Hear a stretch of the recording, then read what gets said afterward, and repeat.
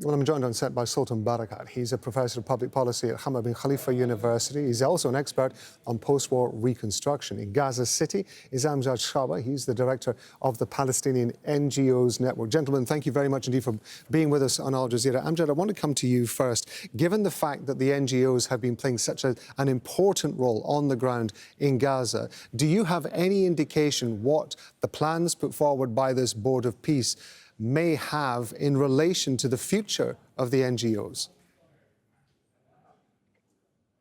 Thank you. It looks that no one is consulting the Palestinians, whether the NGOs or the Palestinian Authority and other Palestinian actors on the ground. We were absent as Palestinians on the ceremony today of the signature of the formulation of the Board of Peace. And also the plan which was shown by Kushner today.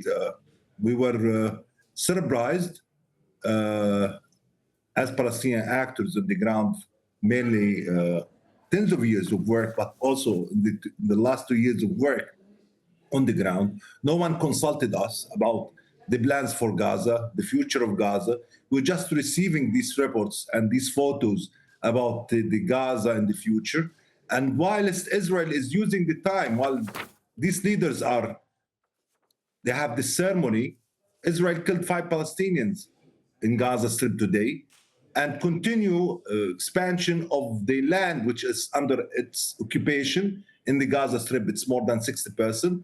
On the same time, suffocating more the Palestinians and complicate the humanitarian conditions through the denial of the entry of the basic needs and supplies and its commitments, which is not fulfilled on the first stage of this ceasefire. So we have to wait and see how much the Americans can more pressure Israel to lift the blockade, to enter the supplies, mainly the construction supplies, and to start the early recovery for the both economic and social recovery that people are waiting, and at least to enter the sheltered supplies, which is people are in need urgently to enter, to deal with the unexploded devices, 20,000 unexploded devices, which is between the people themselves, where they are staying in. And it's high risk for the Palestinians. 90% of the population totally dependent on the humanitarian aid. People in Gaza are busy in order to get their basic humanitarian supplies, while the UN is scaling up, but it's to the minimum level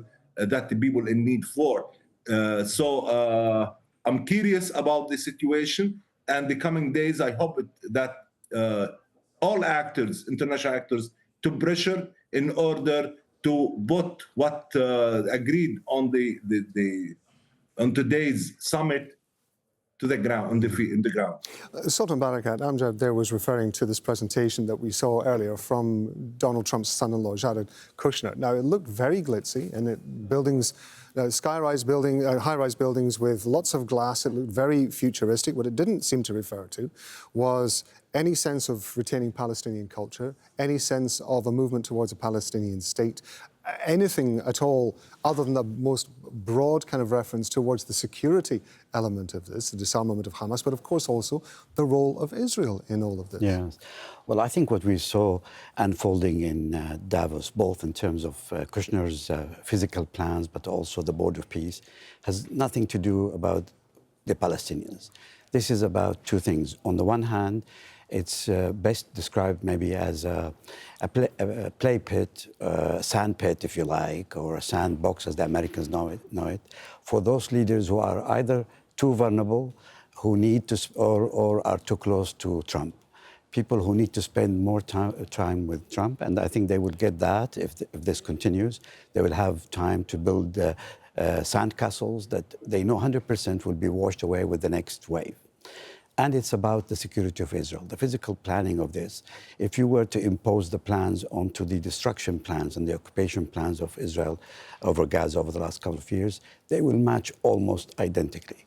They're proposing dividing the Palestinian zone into subzones with so-called green areas in between. These are security areas for Israel to be able to walk in and out whenever they feel like it.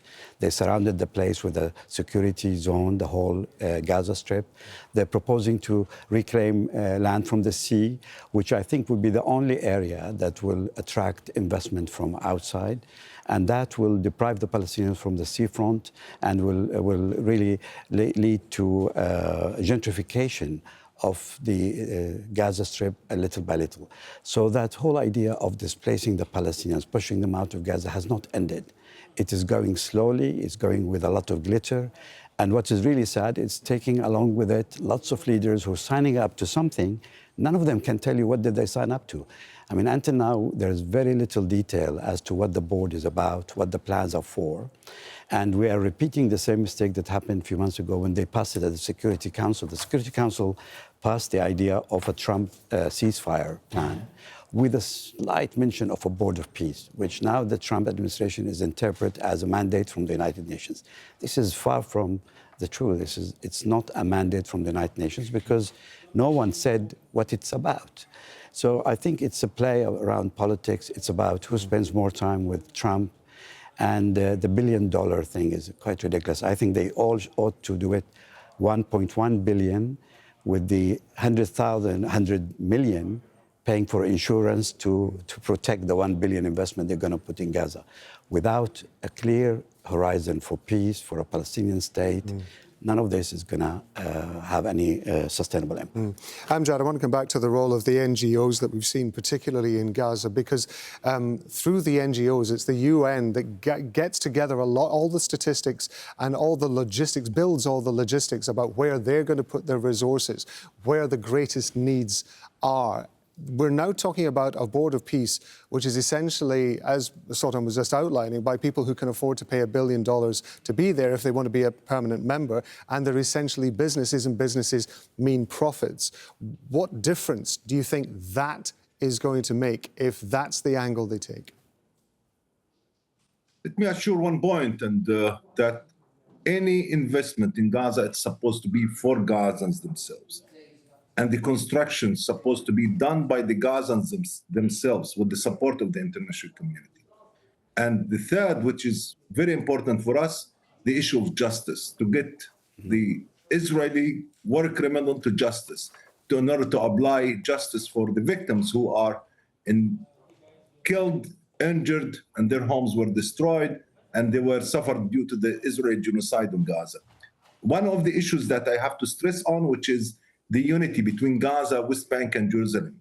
And so most of the member states recognize the Palestinian states. It's not only in Gaza or in the West Bank alone. It's for the Palestinian entity, which consists of Gaza, West Bank, and Jerusalem.